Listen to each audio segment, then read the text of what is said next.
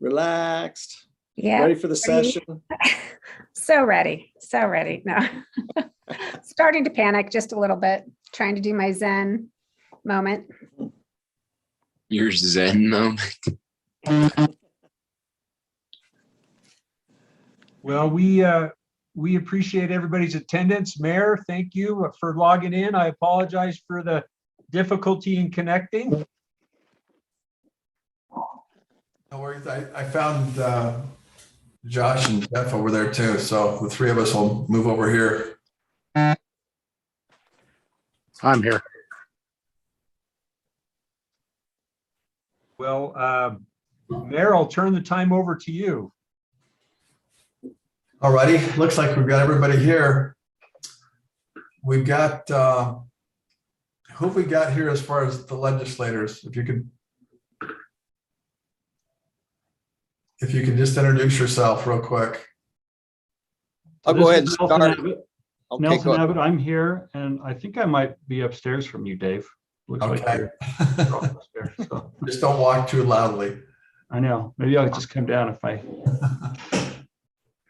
Okay, so we got Nelson. Congratulations, Mayor Val Peterson. Oh, thank you. Thank you, Val. And Marcia Jetkins. Okay, Marcia, I haven't met you before, but it's nice to meet you. Nice to meet you. Mike McKell from the South. I don't really represent parts of Orem, but lots of, and Jamie put me on the email. So I'm blaming Jamie if you didn't want me here. Okay. You're last time I saw you was on a fishing boat, so. That's probably true. And I appreciate the leopard in the background. I've got a wolf over my shoulder and I appreciate the leopard. So I didn't put it there on purpose. It just winds up in the picture, but. And I have an elk above me. Oh, nice. Very nice. Kevin Stratton as well, Mayor. Good to join you. Congratulations, and you're swearing in, and also Councilmember Millett and McDonald and Spencer. We're grateful for your service, all of you, and excited for this coming season for the city of Orem. Awesome. Thank you, Kevin. So is that all of our representatives we've got here? Is that everybody? And Mayor, we have Senator Kennedy, who is going to join us here in a minute. He's traveling in his car. I understand that you had meetings. The Senate had meetings today, and so he is going to connect via his car phone. Okay. In his car. All right, great. And then we've got all of our city council here, right?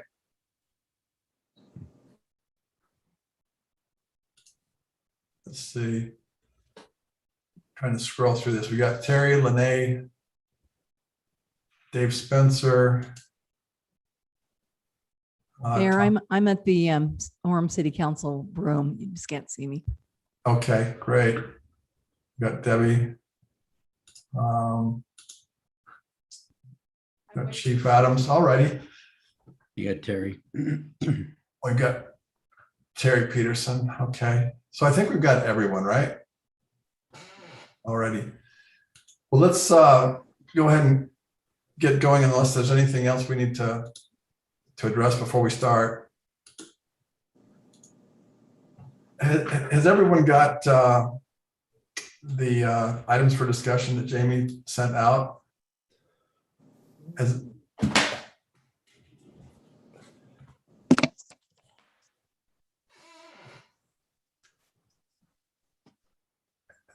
Has everyone got those, or should we just, I'll just run through those real quickly. Got him, Mayor, so I'm good. Okay. I've got him. All right. So as a mayor of city council, what we're interested in, these are some of the potential meeting discussion topics. The number one thing for us is probably housing and housing affordability. What's the legislators got going on with that? And I'm just going to list these. We'll come back on. But we've got economic development. We've got taxation, the sales tax formula adjustment specifically. We've got growth, which is a primary concern everywhere.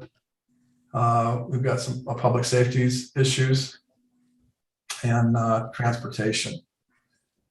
But if we could just start at the top and maybe if some of the representatives could tell us what's on the docket as far as housing and housing affordability and how that might affect Orem.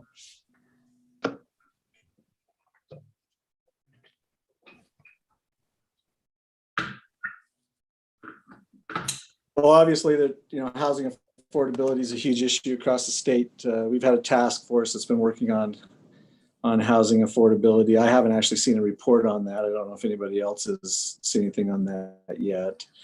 I know that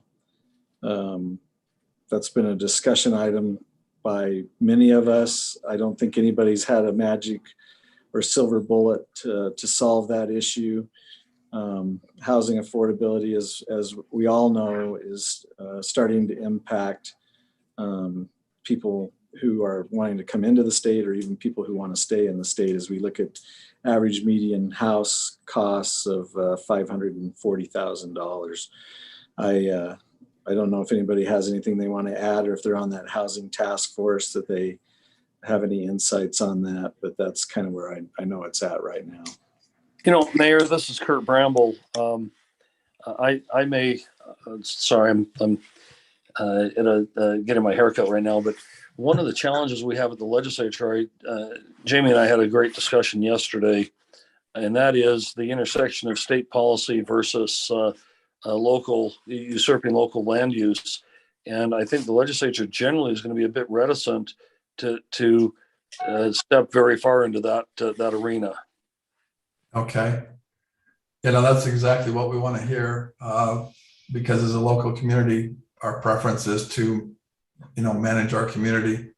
And we understand it. We know what the issues are. And so that would be our desire that the state would essentially let us do that and not have any overarching legislation. Well, but let me give you another example, though. This was just announced today. I think it was somewhere in Weber County. A Japanese food manufacturer wants to come in, create 500 jobs. About 6 or 8 years ago, I floated an idea. It didn't go anywhere because we didn't have the same pressure that we have now. But if you're looking at a major economic development initiative in your city, shouldn't one of those components be, instead of looking to the state for a solution on housing, that one of the components for that economic development project be that if you're projecting 500 new jobs, that you also have to have a not necessarily providing the housing, but at least have a plan, whether it's changing zoning, changing densities, whatever, that your city has a plan on how to deal with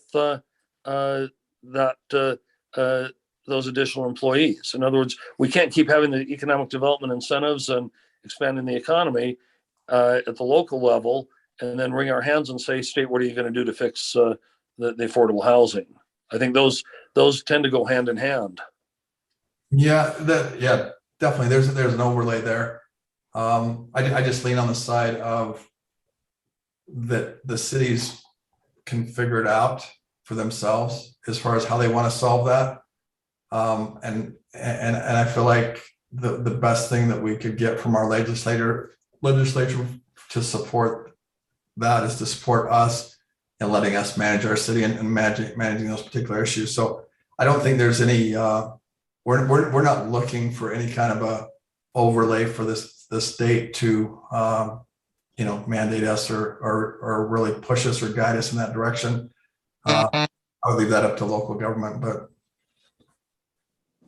But Mayor, the state does have some funds available for housing affordability, but they rely on us to set some zoning in some places where we can put those. There's I think a bill coming up this year, and Jamie, you referenced it, I think, in some of your notes, to provide some capital for some housing affordability. And again, how we apply it is up to the local cities, at least as I understand it.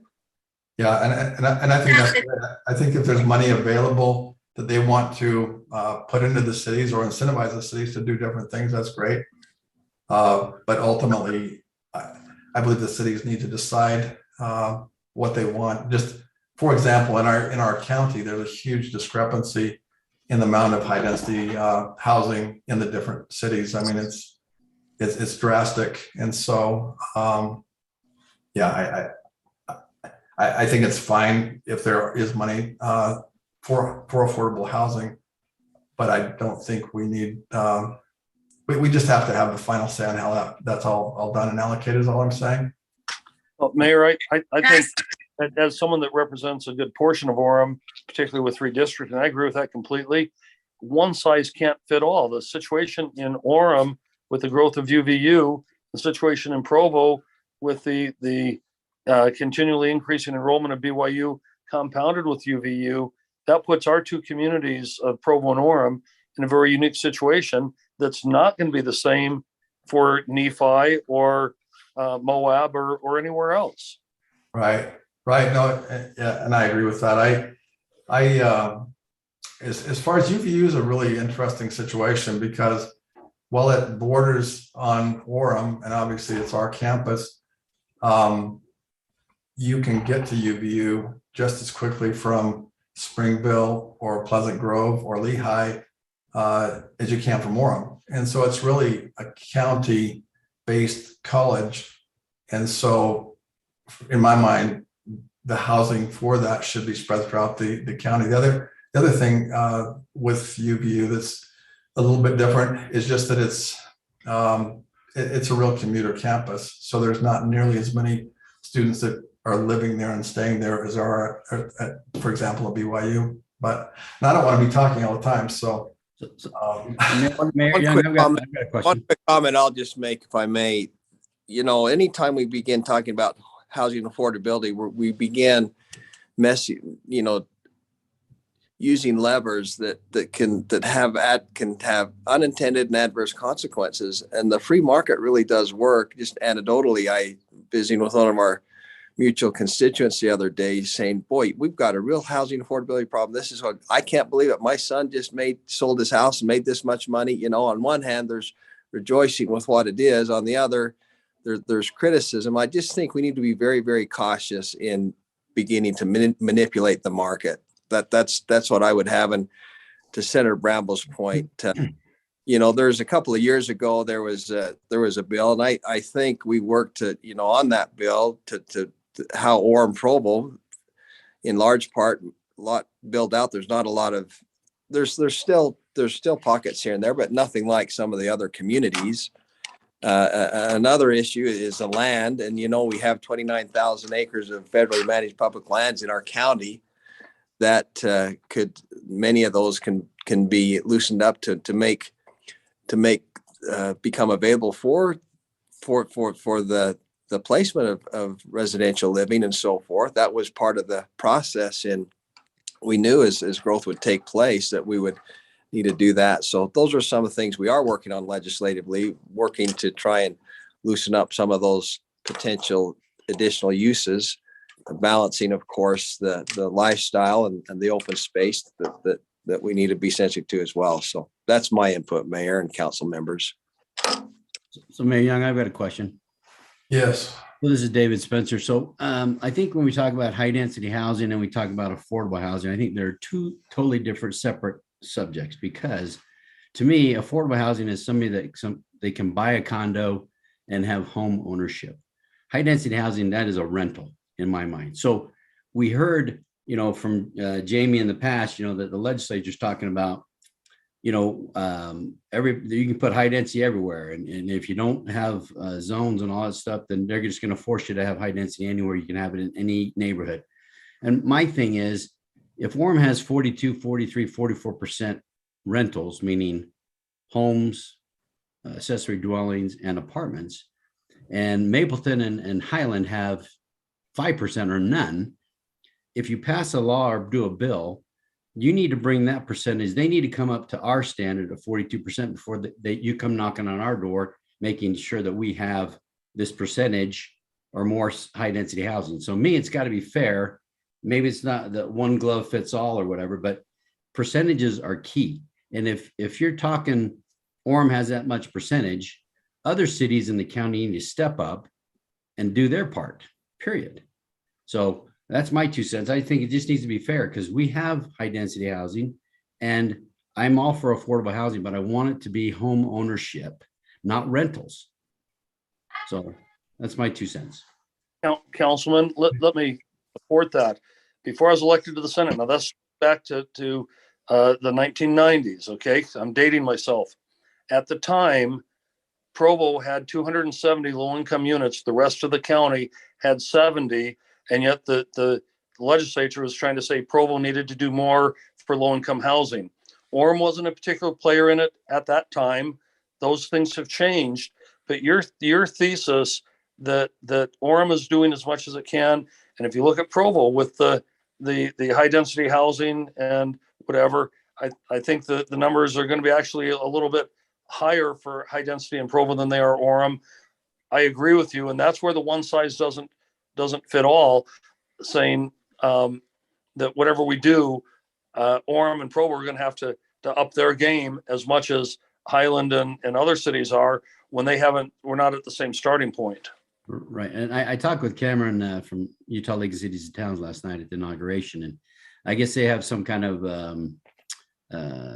thing they did. And I guess it talks about what cities and what percentages. And he said that Provo and Orem were way up. They were in the top 1 and 2 on percentage of high density housing. So I think we've done our part, but we would like other people to fulfill that need. I know Lehigh has some 5,000 units going in or trying to put that in, but I just think that if it's all fair, we need to make sure that it is fair to all the other cities that they bring up and they have a starting point and get moving, but don't lump it on Orem and Provo, because Provo is definitely ahead of the game because of BYU and so forth. And UVU is now coming on strong, and that's where we're feeling the pain. And thank you, David. And for the record, I mean, Lehigh's at 17% rentals, and we're at 41 or whatever. So even though it feels like Lehigh's doing a lot with affordable housing, we're way ahead. And I totally agree with everything you're saying there, Kurt, and also Kevin. I personally believe that the best way to solve these issues is through the free market, but it is an issue and it is a problem. And, you know, I guess what we've talked about as a council is just that we really want to be in control of our city. And so our message to you would be not to impose anything on a macro basis that would, you know, negatively affect our ability to do that. So I have a quick comment. And I'm somewhat new to all of this, but their short-term rentals seems to be an issue that I've heard a bit about. And the legislature has passed a bill that cities can't use advertising for short-term rentals in order to find where those are happening. It seems like that's a piece, maybe not the hugest piece, but that is a piece of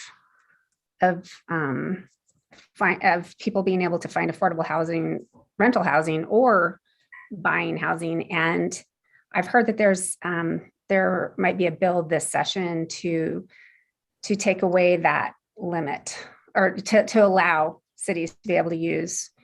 And I'm just hearing this through other places, and I don't know, is that something that you'd be interested in us looking at?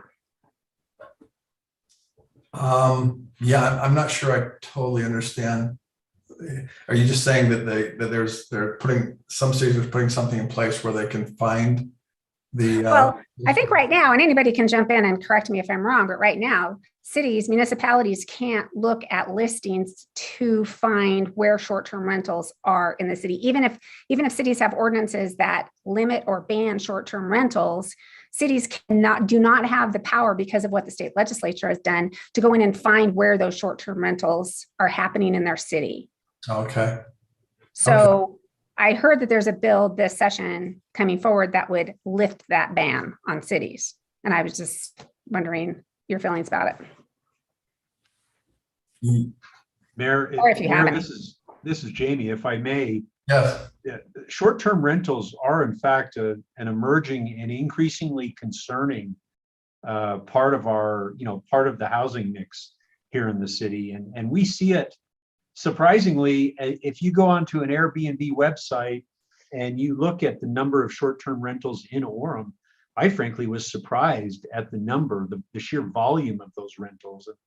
And so, they do pose albeit a different, but a significant impact on neighborhoods and communities in ways different than your long-term rentals. And so, yes, I think from a city perspective, we're very much interested in better understanding and how we can make sure that short-term rentals do not undermine the integrity of our neighborhoods in the same way long-term rentals don't undermine the integrity of our neighborhoods. Right. And to her point, if there is legislation that would make that more apparent, I don't have a problem with that. Mayor, This is Terry. That's right. So just a comment, and I've heard kind of this theme from Kevin. Kurt also said the same thing, that I think as a city, I feel that the direction I'm hearing is we want to look for demand. We want to, just on the supply side, we want to attract good businesses to come to the city. That helps resolve some affordable housing issues if we can lift up the wage level of the city and have the kind of company, some of those businesses we've lost to other cities. But we have an incredible situation in the Orem Provo area with our transportation, with our opportunity for great employment with people that are highly educated.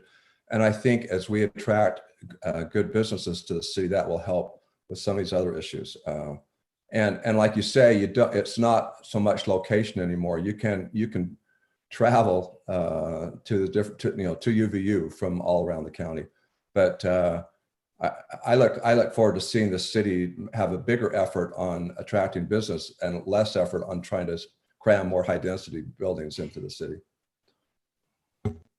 Mayor, this is Debbie. I'd also like to say, I really appreciate last year at the legislature, there was an accessory dwelling unit, kind of mother-in-law apartment. And that was kind of addressing some of the housing shortage. And while I see the value of it, we appreciate that we were able to carve out a provision because of we're a college town. My question is, as far as the ADUs, is there any other bills that you see, this is to the legislators, that will modify that? Do you see any changes to that? If I remember correctly, there was some elimination of some parking requirements on cities and things like that. But I think that was I don't think it hurt us too much, but I know in other communities that it may have been a difficult thing. So my question is there going to be any modifications or anything related to basement apartments or mother-in-law apartments? Based on discussions that I've had with the Provo City Council, at least a few of the council members, while we thought we made it clear about the college town exception, we thought it would exempt Provo and Orem. The Provo City Attorney and a couple of our council members have interpreted it entirely differently. And so as a minimum, I think that there needs to be some clarification regarding the exemption for college towns. Now that doesn't go to your broader point about further modifications, parking and those kinds of things, but just what qualifies for that college exemption. There's a certain mindset among some, at least in Provo, that the ambiguity is requiring Provo to have ADUs citywide. And that was never the intent. That's not the plain reading of the language, but plain reading of language sometimes is not as plain to everyone.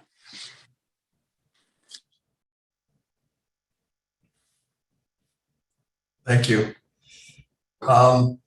Any other thoughts on housing and housing affordability? They are kind of two different issues, but is there anything from the legislature that you guys would like to add, or legislators would like to add? Mayor, just this, I'm not from legislature, but one other comment.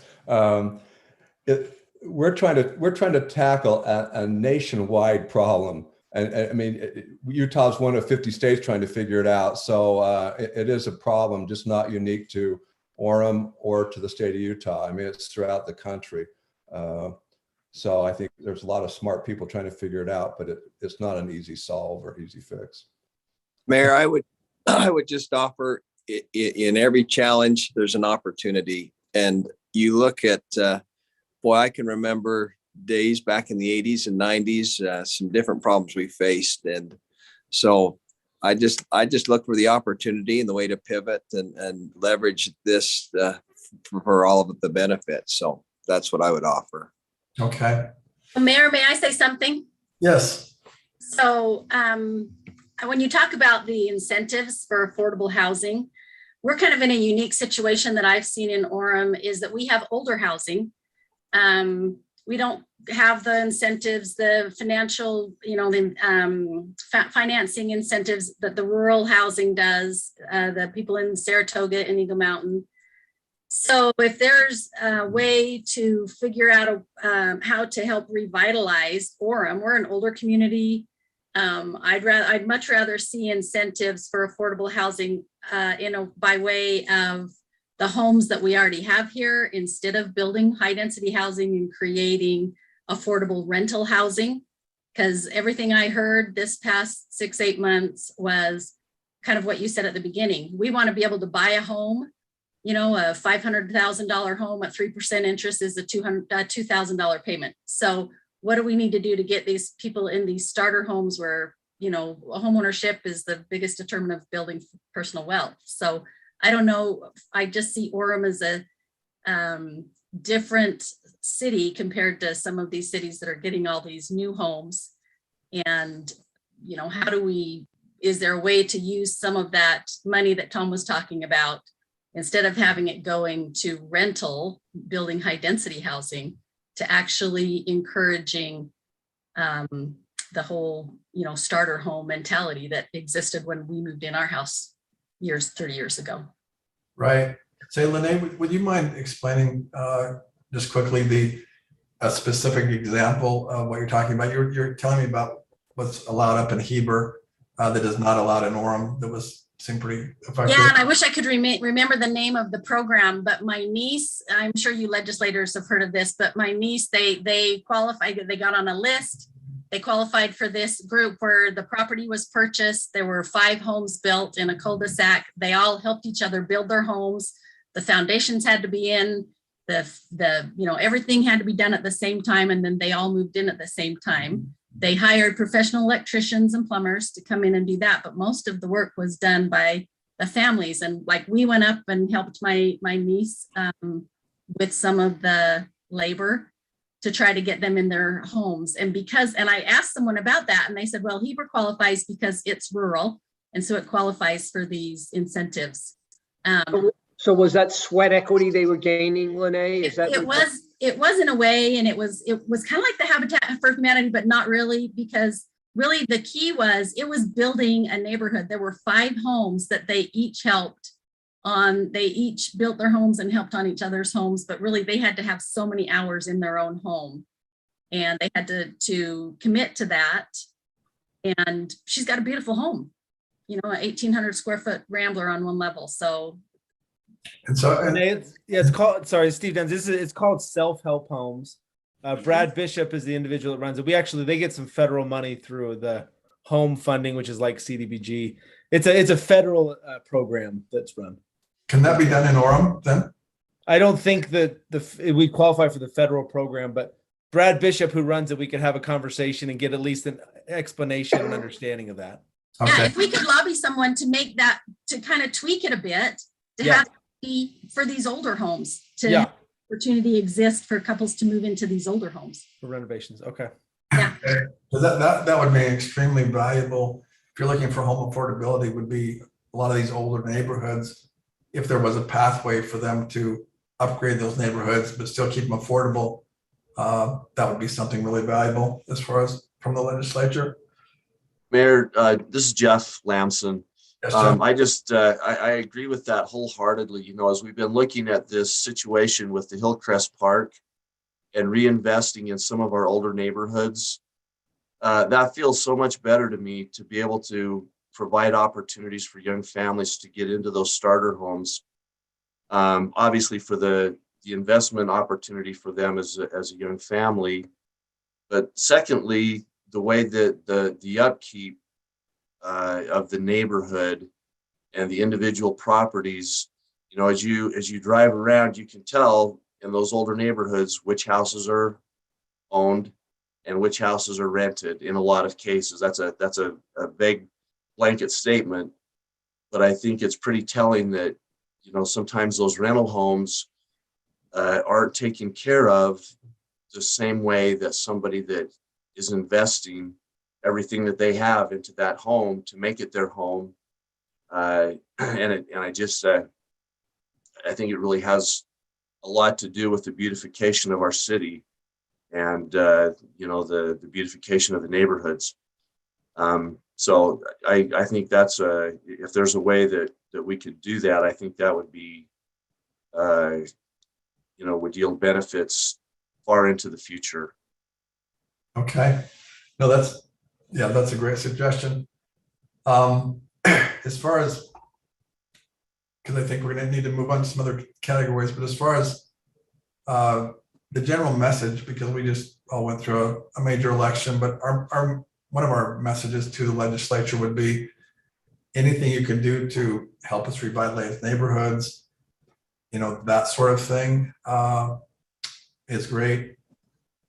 But we really don't want any basically overreach from the state, which forces us to build high density rental apartments more than what we see necessary. So that would be, you know, the general feeling that we got from our citizens. Has anybody got anything else before we move on? This is Councilman LeRae. I have one question. Sometimes in resort towns like Park City, there's kind of an inclusionary zoning for projects. What I mean is like a 10 or 20% of a project has to be set aside for affordable housing. I'm wondering if there's any sort of tendency on the state to do that, or is that something you would let us locally do the inclusionary zoning as we see fit based on, you know, need? I guess my question is that something that you guys are thinking about at all or not? Yes, I mean, I can jump in quickly. That's something we've been looking at, and it's actually happening in some parts of our state. If that's something that Orem City wants to look at, I would work with the League of Cities and Towns in the legislature, because that is happening in the state. But that is optional, right?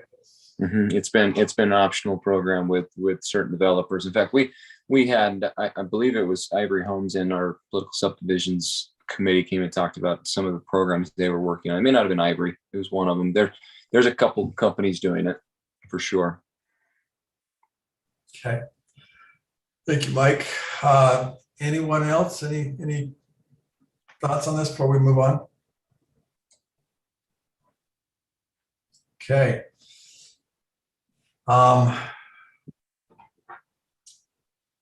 Jamie, where you sent this to me, would you like to introduce that next topic? And I don't know if we'll have time to go through all of these, so maybe we'll pick the ones that Sure. are the most important. Thank you, Mayor. And this is maybe an appendage to what we've been discussing relative to housing.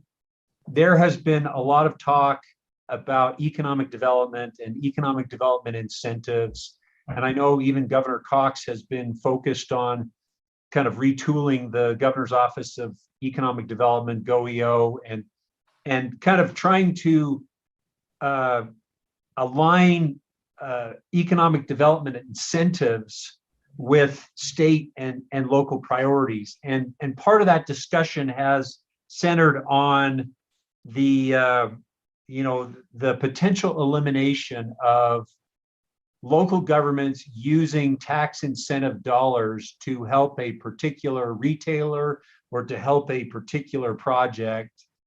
And while I think the concern that, for example, we have discussed is some of those tools, I completely understand that as cities, we should not be zoning for dollars, so to speak, and using those dollars to attract and cannibalize retail outlets from other jurisdictions, from other municipalities.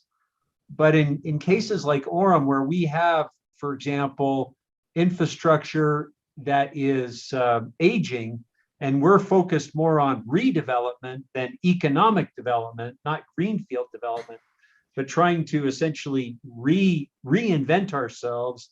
sometimes those incentives and sometimes that framework can be the difference between us being able to do something or not being able to do something.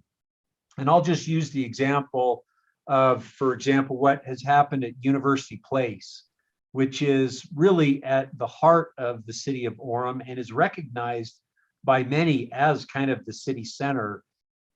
We had a developer who came in and worked with us and invested over $500 million into that development, and it did receive city support. And that city support was centered mainly on things like infrastructure, utility lines, road infrastructure, and the like, that really served to change that area and to revitalize it and to make it something significant today, because admittedly, 10 years ago, it was on the decline. And so I guess one of the concerns that we have too is if we eliminate all incentives and we apply a one-size-fits-all solution, then there are some who probably don't need incentives, but there are other projects who could really benefit from incentives in terms of, for example, like Councilmember Peterson was talking about, attracting good jobs, shoring up infrastructure, strengthening neighborhoods. And I've even heard that some of this conversation has been to completely eliminate the use of sales tax dollars to help or support any organizations in the community that I guess that benefit from ongoing support of the city in terms of development and sustaining themselves as organizations. And we, for example, have an organization like the CIRA, which we spend a lot of time and effort with them, and we make it a point to try and help them succeed. And we actually use our Zoo Arts and Parks, or our ZAP, or we call it our CARE dollars, to support and sustain that project or that effort. So, you know, we're concerned about economic development, incentives, and the elimination of incentives because we see in limited circumstances the opportunity to really benefit the redevelopment and strengthening our communities by way of these incentives. So does anyone have anything they'd like to respond to that with? This is Debbie. Can I add, I used to be the economic development director in American Fork, and we always looked at job creation, but there was the project out at the Meadows that did have a 10-year sales tax. It was a CDA before CDAs were passed from the legislature, and it was actually a very good project. It was used for infrastructure, but it did have a sales tax component. I didn't love sales tax incentives because retail doesn't usually have high paying jobs. And so that was, for me, a very important thing to look at the jobs that were created.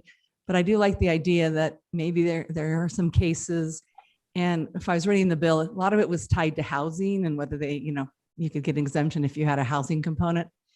And I guess it's just one of those things where you never know exactly what you might have, and there's unique things, but it's generally, retail is not something you spend a lot of time and effort because of the low wages that are created. But like you said, there may be a redevelopment area, there may be a place that you want to, revitalize. And that's important to have a component that you can use, even though it's probably would be very limited use here in Orem. So that's my 2 cents. Are there any thoughts from the legislature as far as anything that's going on with that? It sounds like the economic incentives are being decreased. And so this is more of a pitch for, would there be exceptions or things that you could do for Orem that would be specific to this area?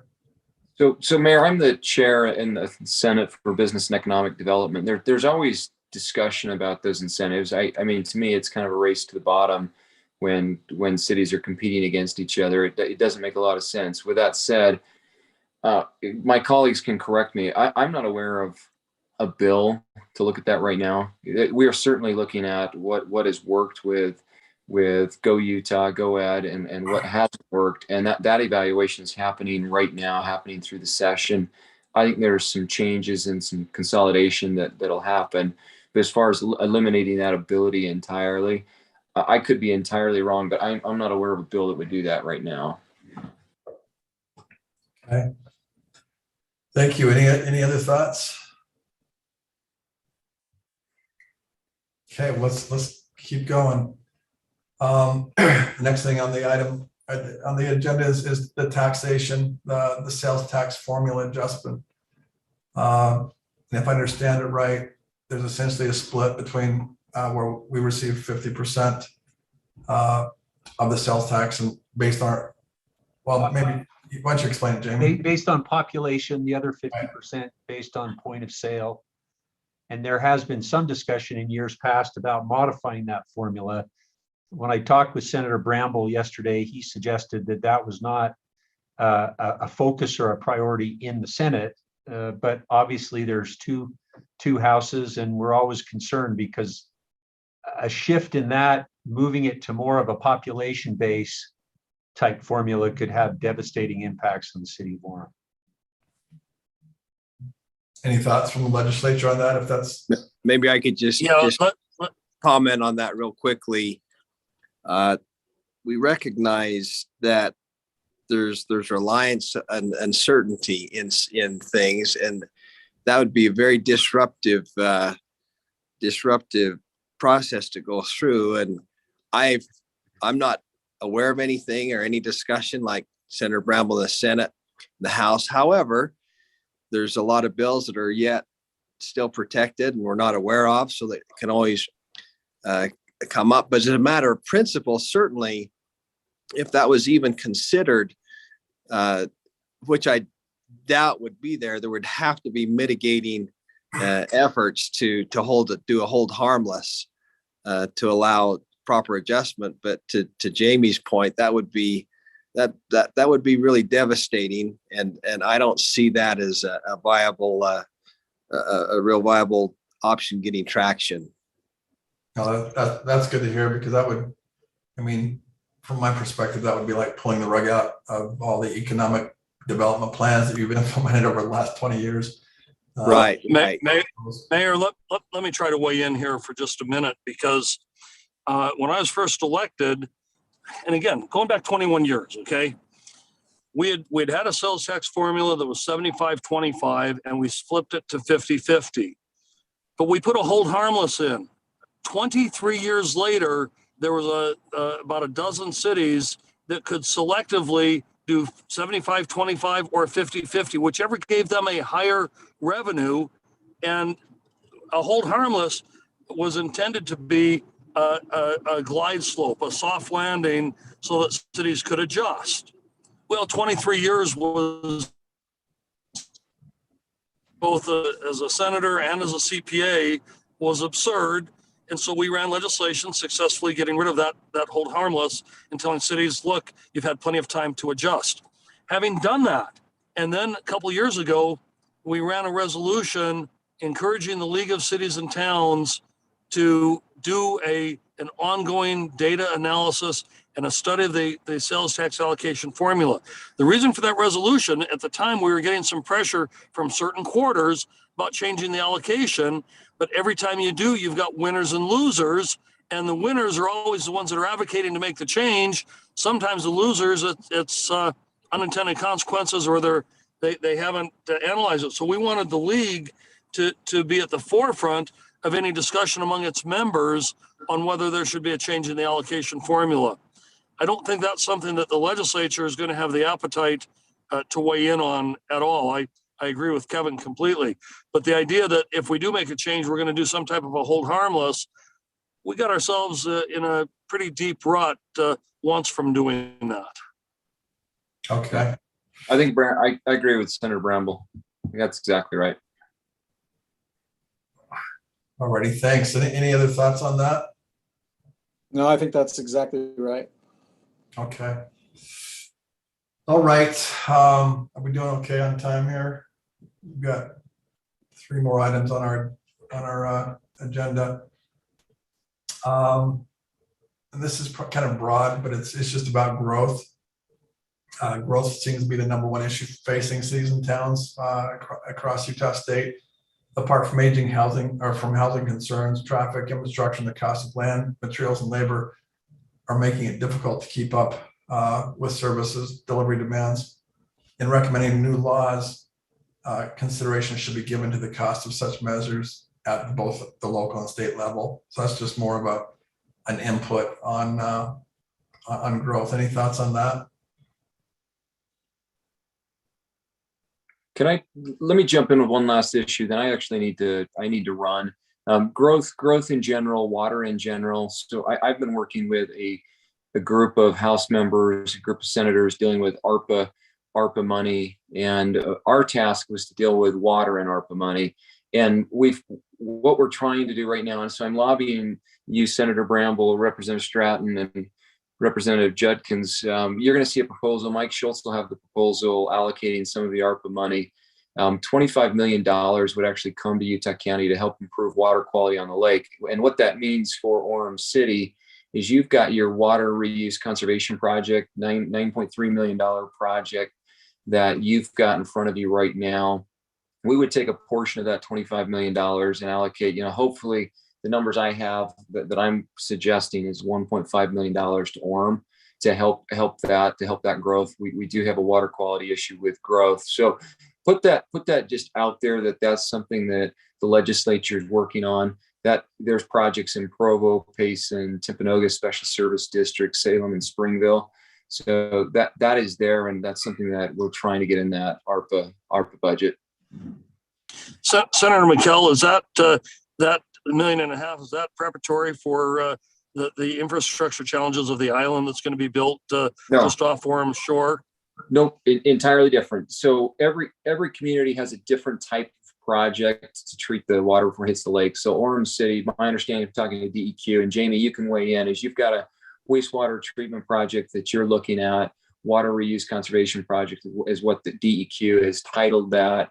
You've got $9.4 million, local contribution $7 million, remaining funds needed. You need 2.3, and legislature's looking at 1.5. Yeah, Hey, Mike, that was a joke about your bill that's giving us the island in Utah Lake. You're an attorney, so you missed the humor there. I think the mayor probably got it though. He probably got it. Yeah, Senator McKell, you are right. We do have a project underway with our wastewater treatment plant to take effluent water from the treatment plant to use it for parks and open space, golf course in and around the treatment plant. Gotcha. Well, and hopefully we're able to get that funding done. So Senator Bramble, look for it, and Representative Peterson, Representative Judkins, if any help you can get, that bill will come through Mike Schultz on the House side. That's where it'll start. And a lot of money for metering. I think metering will make a big difference. It's made a big difference in the communities that have it. You'll see a significant investment in that bill for metering, but direct allocation to Orem as well. Yeah, metering is definitely something we'll discuss a lot, especially on the gray water, to meter all the gray water. That has shown just by having a meter that has reduced water consumption by 30%. Yeah. And metering is part of that project as well. Yes.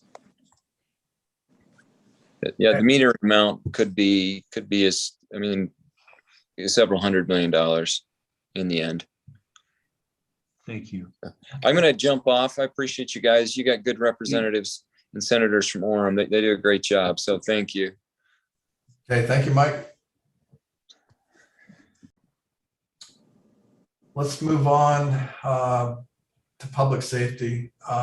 Jamie, if you would address that. Sure. As a number of you obviously were around in 2011 when the state made modifications to the Utah State Retirement System and created a Tier 2 system for retirees. There is a bill that is pending this next year from Representative Gwynn, that would make adjustments to the Tier 2 retirement system and essentially change the public safety retirement system back from being now a 25-year system to a 20-year system with an increase in benefits.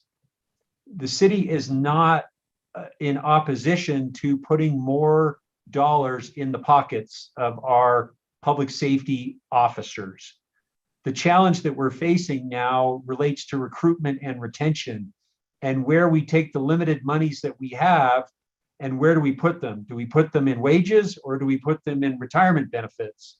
When we're trying to recruit, for example, a 23-year-old police officer, the argument that 20 years, 25 years down the road, they're going to have a very nice retirement as compared to putting more money in your wage today so that you can put bread on the table and gas in the tank, is a far more compelling discussion with the next generation of law enforcement and firefighter personnel. And so one of our concerns is, and I know it's the concern with the highway patrol as well, is if we are going to solve this recruitment and retention issue with law enforcement personnel, for example, then we need to have a conversation about where our money is best spent. Is it best spent in the wages of our public safety personnel, or is it better spent in the retirement benefits? The bill that is being proposed has a $42 billion fiscal, or $1 million, not billion, excuse me, $42 million fiscal note attached to it. And in Orem, that share of that $42 million would amount to hundreds of thousands of dollars. And that's money that, you know, could be spent in retirement, or it could be dedicated to wages for employees in our police and fire departments today. So I think, Mayor, that's one of the concerns that we have as related to law enforcement, firefighters. The other concern relates to mental health. And the city is very supportive of whatever measures the legislature takes in the future to encourage improving and efforts to improve the mental health of our first responders. And whether it be requiring additional hours of training, whether it be additional conversations or training at post or whatnot. Obviously, that can be in conversation with the Utah Chiefs of Police Association and other organizations. But we're actively making changes to our mental health program for our police and fire, and we hope and would encourage other jurisdictions to do the same, and would endorse the state even making that part of their agenda in the future. Thank you, Mayor. Yeah, any thoughts on that? I mean, my takeaway from that is just that when you're hiring new officers, they can be incentivized by immediate cash in their paycheck, or they can be incentivized by a retirement plan. And from what all the conversations I've heard, they're much more incentivized by immediate cash in their paycheck. And so a bill like that could have unintended consequences. Mayor, I would not hold my breath on that bill. We had a robust discussion about it today up at the Capitol. And what's being ignored here is a situation that we were faced with in 2011 was not just abuse of double dipping, but we're also faced with a retirement system that had been fully funded before the economic downturn. When the economic downturn hit, nationwide, a defined benefit plan is economically viable if it's funded at 75% of the actuarial present value of future benefits. We were at 107% when the downturn hit. We dropped down to about 80% at the lowest point, and we weren't comfortable with that. So there were multiple reasons why we changed the retirement system, the abuse of it, the gaming of it, because when you have individuals that don't follow a normal retirement trajectory, that changes the actuarial values in ways that's not positive to the system. That was part of the problem. And then you had the economic downturn. So I don't see that there's going to be, at least from the Senate side, I would be very surprised if there's going to be a rush to endorse that, the bill from Representative Gwynn. I understand his intent, but I agree with Jamie and I agree with your concerns about a young officer is going to be worried about how does he support his family? How does he get into that affordable house? How does he pay for his kids' clothes, or start worrying about his kids' future college education, whatever? That's going to be much more current than worrying about what he would do at retirement when he turns 45 or 65 or whatever. And I think we're aware of that. So while I think there's going to be a robust discussion about it, ultimately, I'd be surprised if we see much final action in that regard. Okay. I think I would agree with Senator Bramble, Kurt, on his analysis. Jamie, I think you've formed the arguments very well. And that'll be what the debate's surrounding. Obviously, we want to be very supportive of our public safety and all that they're doing. How we get there is an ongoing challenge. I just commend you and the city for the good work you've done in that area. Yeah, I agree. I think that the legislature will be really cautious about any changes to retirement system. Okay. Thank you. We've got one more thing on here. There's just something I want to throw out real quick, but on this transportation, Jamie, do you want to go through that? Can I just jump in super quick? I'm on the Law Enforcement and Criminal Justice Committee, and we've heard a lot about mental health for first responders, and there was a grant program set up for agencies to provide more mental health for first responders. And I know there's another bill coming up in this next session that is also going to address it. So you aren't alone in that concern. Fantastic. Thank you. Thank you. And this last item, Mayor, thank you, is not really an item of concern, more just an expression of appreciation for your ongoing support of transportation needs in the city of Orem.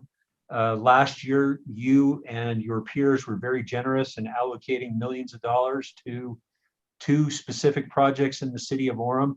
One is 1600 North from about 1200 West to State Street, a consideration of future expansion and the means to build that expansion or that expanded corridor, as well as improvements from along Geneva Road from University Parkway to about 1800 South in the community. Those are much appreciated and needed improvements.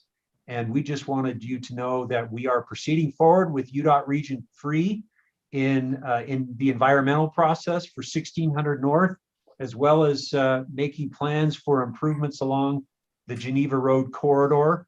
We understand that transportation is always a concern. It remains a concern for Orem. Some of the areas that we are concerned about prospectively include the University Parkway interchange and doing what we can prospectively to improve access in and around Utah Valley University. In fact, Representative Peterson and I have a longstanding discussion about a direct access point from I-15 onto the UVU campus to alleviate congestion at the interchange and at Sand Hill Road here in the city. Some of the other projects we're kind of focused on.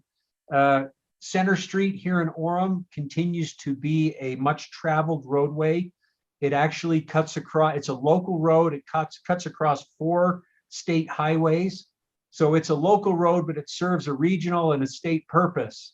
And that's an issue that prospectively we're gonna obviously need to tackle. And my hope is that we can have the help of UDOT and the state legislature in the future at some undetermined time in the future to tackle. And also we have an aging structure at the mouth of Provo Canyon that at some point in the future that crosses the Provo River is going to need the attention of UDOT and the city of Orem to make sure that there is obviously a sustainable structure across the Provo River connecting to 189 and Provo Canyon. So those are some of the kind of the projects that lie ahead as it relates to transportation within the city. But really, first and foremost, just want to express our thanks for literally the tens of millions of dollars that UDOT and the state legislature allocated to 1600 North and Geneva Road. Very, very much appreciated. Appreciate the leadership of our local delegation in getting that money for much needed projects. So thank you. Yeah, Jamie, just let me say that I think the delegation has been really unified in making sure that we look at those priorities, and that I think I can speak for all of us that we're all very supportive of making sure that those projects can move forward in the future. Thank you. Thank you. We appreciate that. That is in this last election, behind high density housing, traffic was a huge issue. And so we'll be back to you as our reps to help us and guide us and help us fund some of these different things that need to happen in Orem with the highways. It's a big priority here. One last thing, unless anybody else has got anything. So Dave, I've got- Yeah, before you jump, Jamie, where are all those projects with MAG? I mean, are those going through the technical committee? Where are you at in putting those through the process? That becomes key for us to be able to help move those projects forward, that they're being supported by Mountain Land Association of Governments. They are in process. The Center Street conversation is not, because we're going to make some improvements first for expansion of the roadway between I-15 and Geneva Road. And that project is, we're working closely with MAG there.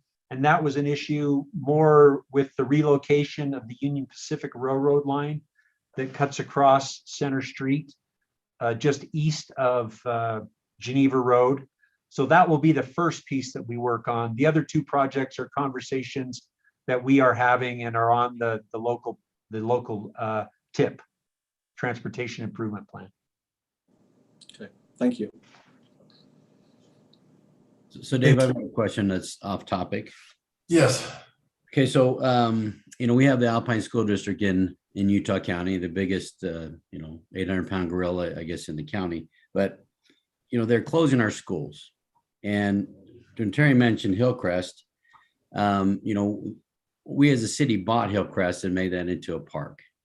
But my question is, with the bonding that they do, we've already paid for our schools how many times over? And I don't know, I'm just asking a question. Why would we have to buy that school back when the taxpayers or the citizens have already paid for it? So I'm trying to understand that. And if there's a law or something, I'm not sure. I think what you want to consider is possibly the split up of Alpine, if that's your concern. And that we've seen that with Canyon School District, etc. I think your concerns are well known. Let me put it that way. I mean, my concern was just we had to come up with 5 point whatever million to buy Hillcrest Elementary, and my point is the citizens or the taxpayers have already paid that bond amount for Orem for that property and that school. So why do we have to give Alpine School District another $6 million and they're going to put it over out west when it should be our schools? It should be our land, not Alpine School District. So I'm just a little concerned on how that works, because our taxpayers, Orem's been around a lot longer than Lehigh and Saratoga Springs. We paid for our schools how many times over because they weren't around. And now we have to pay Alpine School District to buy our property that we've already paid. So to me, it's a question. I don't know how it works and why we have to pay for it. Well, because they're two separate entities, the city, I mean, you know this, but the city does their own tax, and those taxes go specifically to the city. The school board and the school district do their own tax, goes specifically to those. It's just like if the school board wanted to buy a city building, they'd have to pay you for it too, or buy city land, they'd have to still pay you for it, because they're the two separate entities that have to do their budgeting and everything completely separate. So the taxpayers do end up paying for all of it, right? But they're paying two completely separate entities that have their own budgets and their own laws that govern how they can utilize the different funding and money. I don't know if that probably doesn't help, but. No, I still think that's bogus, but that's fine. Yeah. I just think Orem's been around a lot longer, and they're selling property here and using it for over Saratoga Springs that they haven't even been around for a few years, right? So I just don't think it's fair, but maybe it is the, as Senator Bramwell said, maybe it's a split. We say, you know what, we're done with Alpine School District. Let's have our own schools, because they're closing our schools like crazy, and it's unbelievable. And I feel we don't have representation on the school board either, because they're pushing everything north and west. So, okay, just my question. Thank you. So Mayor, can I say one last thing also, just kind of float an idea out there too, almost another question or maybe an idea for the police and finding ways to increase their salaries and their wages. I'd like to be able to understand or see if there's a way to, I know we have the primary residential exemption for property taxes for, my primary residence, I get a 45% exemption on that. And it's kind of interesting to me. I'm kind of wondering why when a developer owns a 100-unit apartment complex, that developer gets to take that 45% exemption on every single apartment in that complex. So it doesn't seem, I know you're saying, well, it filters down to the people in the apartments, but I'm wondering if there's a way in the future that we could possibly reduce that exemption to help find ways to fund our police a little more. And as though a lot of times those apartments really do demand a lot of our services is what I've. So here's what you're going to face with that. And I appreciate the thought. Number one, you've got a constitutional provision that you're going to buck up against because it's in the Constitution that primary residential property gets that exemption. Number two, because of the certified tax rate, as soon as you do that, you're going to be telling all of those lower income folks that are renting that they're going to be paying higher rent. The landowner, the property owners are going to be passing that increase on to their tenants. And whether they do or not, the public relations is going to be, and the perception that they are, and that's going to be an excuse. So from someone who's kind of been around the block on that a couple times, I think you're touching a third rail to mess with property taxes in that sense. Well, I've been told that. I was told that when I brought that up, but honestly, I think it's something that needs to be looked at. Okay, so let's look at it. Developers, I'm sorry. 72% of all property taxes go to public education. So you're going to be alienating the public education community as well as the rental community. I appreciate the creativity of it, but I think from a political point of view, it's going to be extremely difficult. Well, I understand, but it seems to me like we're giving the tax break to the big corporations that are owning these high density housing units, which is what it seems that we're transitioning to. So you're missing my point. You need to change you're missing the point. You need to change the Constitution if you want to pursue that. Okay, let's do that because they're tearing down our homes. They put in high density housing units. We're losing that property tax. Okay. And they're actually creating a harder opportunity. There's less opportunity for home ownership if we keep moving to apartments. So I guess I'm thinking maybe the market will stabilize. I appreciate the passion. Good luck. This is You're Councilman Debbie. saying I need to lobby you guys to change the Constitution then? Is that what you're saying? No, I'm saying good luck. I do have a question. It's not just the Constitution. The fact is that the majority of those tax dollars right now are earmarked for public education. So you're going to be taking the money out of public education as well. This is Councilman LeRae. I do have a question. I know that we have to have truth in taxation hearings anytime we raise the city's portion. My question though is, because of inflation, and especially this last year, inflation has been high. It would be nice to tie the amount that we have to inflation, a LIBOR index or some sort of thing, that we wouldn't have to have a yearly truth in taxation for just that, because I think our buying power goes way down year after year. And so my question is, would there ever be something where we wouldn't have to hold a truth in taxation if it was just tied to inflation? And that's just my question. I'm throwing that out. I've mentioned that to Senator Andridge before. So what's your response on that?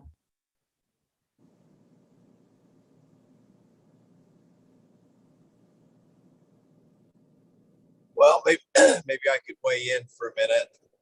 I guess you have to back up and look at the purpose of the truth in taxation. And all of us have to stand accountable to those that, as part of our stewardship and how we're using the funds and justify those funds that we made. And the policy behind the truth in taxation was to meet that need. Certainly, it's painful for all of us. Recognize that, but that's a good pain that we feel to be able to justify it and make our case to the public. I think to the prior issue, looking at a change in the taxation, probably want to look at do a fiscal analysis on that to begin with. We can always propose a constitutional amendment to the people. That by legislative role in that is represented, and those constitutional amendments are presented, and if you have 2/3 vote in each of the House and the Senate, then it's put to the people on the ballot. So that's certainly a viable process. We want to pursue that. But I think the starting place would be looking at the fiscal impact of that. So just a couple of points on those two issues. Okay. Thank you. Any other thoughts on that? One other comment, Mayor. I know this is getting long. This is Terry Peterson. I just with what Kurt was just saying about the issue about what David Spencer brought up about the school district. Hopefully, we would have support from our local officials if there was a feasibility study done to see what's the best for the education of our children. The Alpine School District, and I used to be on the school board, but they represent 14 schools. And our concern is we've had a high school and 2 elementary schools closed in Orem with more plans for closing of more schools to help, like say, fund the needs in other parts. So I would hope as this goes forward that we would have that support from our local representatives, just not to say what we do, but to support a feasibility study to find out what's feasible for us and maybe other several adjoining cities. It might make sense if they would unite with us and see, would this be a better education for our children if it's not one of the biggest districts in the country? Terry, to your point, I'll just say that that's something I think you'll generally see a receptiveness from the legislature. I don't want to speak for everyone, but to consider and look to see if there's better options and go through the analysis. I think that the concern is to make sure it's not biased, that there's independence to it, and there's checks and balances in that to make sure that we have good information. There's nothing like good, accurate information that will lead to good public policy. So, yeah, thank you. Certainly, I think that's very viable, and it's helpful from your perspective to speak from that, given your place on history and your service there on the Alpine School District. Thanks. I agree. And Terry, after, oh, sorry. Terry, I would agree with Representative Stratton. I think having a feasibility study would be the starting point. I think that there are some growing concerns that Orem has, and I think they're legitimate. So I think you'd find I agree with Kevin. I think you'd find general support for that approach. Great, thank you. Yeah, and I was just going to say that there's some real specific, because of the issues that happened when Canyons and Jordan split, there's some real specific steps to take. And I think that you're on the right track of what you're saying. I mean, you can look up in the statute of what it takes to split a school district. So thanks, Marcia. Yeah, thank you. I'd also just really note that the Canyons, that district splitting, there's a lot of lessons to be learned from that. Some of the questions you need to ask are, do each of them feel better represented with these two districts, or are they in a better fiscal health? So there are a lot of things that I think would give a good pro and con analysis by going through the study and certainly learning the lessons of others. So yes. Let's do it. Let's thank do you. it. Yeah, thank you on all that. I think we as a council have a very a real interest in pursuing that and seeing what that looks like, because there are some problems right now. As far as, I just had a question for you, Kevin, really quickly. and I don't want to go too deep on it, but I know you're involved with it, so I was curious. But as far as this legislation that's allowing some sort of build out, construction, redevelopment of Utah Lake, just where we're right next to Utah Lake, can you just give us a brief summary on what that is and what's going on with that? Sure. Thanks for the question. 2018, the legislature passed a bill, House Bill 272. It's a good bill, lays out a pathway if thresholds are met to look at the potential of a transition to benefit the lake, the state, and the environment. It's a really high standard that's been set. There's been some discussion potentially on that bill, and I've said I'll look at it, see if we can make a good bill better. And there's some things that I think we can do there to put concerns that may be associated with process to rest. There is obviously a group that's looking at making a proposal to dredge and put islands there. There's 200 scientists that have signed a letter raising some points, the concerns, I think. And I think right now we're in danger of going to our corners and fighting. And so just so happens that I represent the majority of those that are on the expressing the concern. So as a representative, I've said, let's have a public meeting. We'll be meeting next Tuesday, information-based, try and recognize that there's processes in place, explain the process, explain the benefits that have been taking place. One of my legislative priorities has been to work and help Utah Lake. My grandfather, when he served as the chair of the local chamber of commerce there, back in the late 50s, early 60s, there it goes, let's fix Utah Lake and let's make it viable. And as we look at the reality is we look at that tremendous asset, we need to do all we can to make it its best version, and the legislature's committed to doing that, and they've done a great job. So the intent is let's make sure that we allow the process to work. There's checks and balances there in place. There's great questions being asked by the science side of it, and I think if we allow it to work work together versus in a polarized mudsling, we're going to be a lot better off. So that's my intent of wading into that. So we'll see how it works. Okay. I appreciate that. Sorry, he'll just keep us posted if there's anything we didn't know on the Orem side, because it's we're right here. Yeah, we recognize that.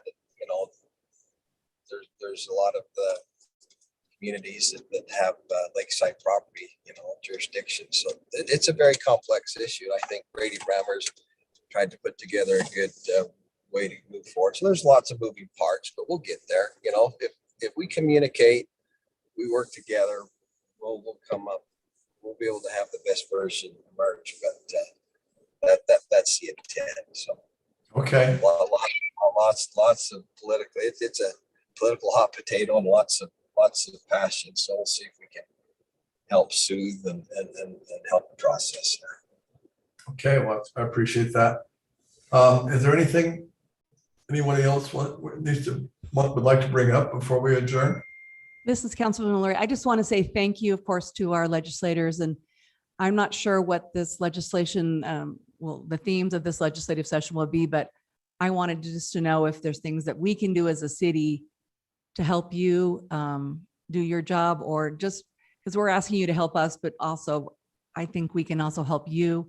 Please let us know if that's lobbying our constituents or whatever it makes. I just want to say thank you and let you know that we're here. This is a two-way street, and we appreciate the dialogue, and I personally will lobby neighbors or whatever I need to do to help you if there's specific things that you want to help with in this next session. So that's all I wanted to say. Thank you. I really appreciate that. Maybe if I could just quickly comment, what's very, very helpful. It is a fast-paced 45 days, and every legislative session takes on its own personality. And frankly, I couldn't forecast what that's going to be this go around. You know, there's some key issues. This has been very helpful to understand your priorities and input. But please, let's make sure we each have everybody's cell number, and texting is very helpful for me. And I think that's helpful for most of my colleagues. Any input we love to have. So there is we have such a challenge. There is so much information, but how do you sift through the accuracy of it? And the best way to do that is to talk, communicate effectively together. So that's what I would offer to that. Thank you, Council Member. And I would just add, a lot of times we don't know what's coming up. Like, I don't know what's going on the Senate side a lot of times, or what went through another committee. And so if there's legislative, bills that you flag as something you want us to support, or you have reasons why we shouldn't, reach out, because we might not see it until the day before it comes up. And then we don't know all the ramifications necessarily. So I would appreciate that. Yeah, and I'll repeat that. I'll agree with that. Feel free to reach out to me anytime, email, cell phone, texting, and let me know if you see something coming up that you have concerns about it. I'd be very interested in knowing your opinions on those bills. Let me weigh in on this one as well. Councilwoman, I appreciate the offer to assist.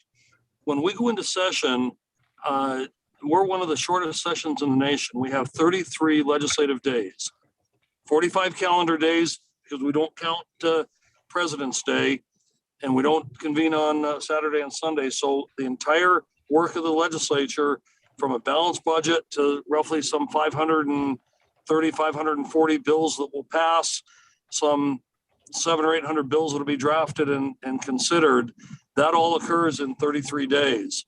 So we need all the eyes and ears and input that we can get. So I think it'd really be helpful.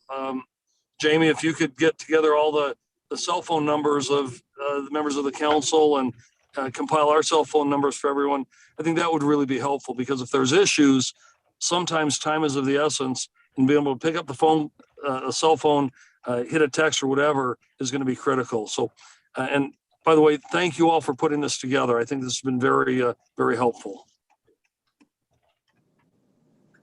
Well, thank you. Anybody else got any last thoughts? I would also like to say thank you, and let's do it again.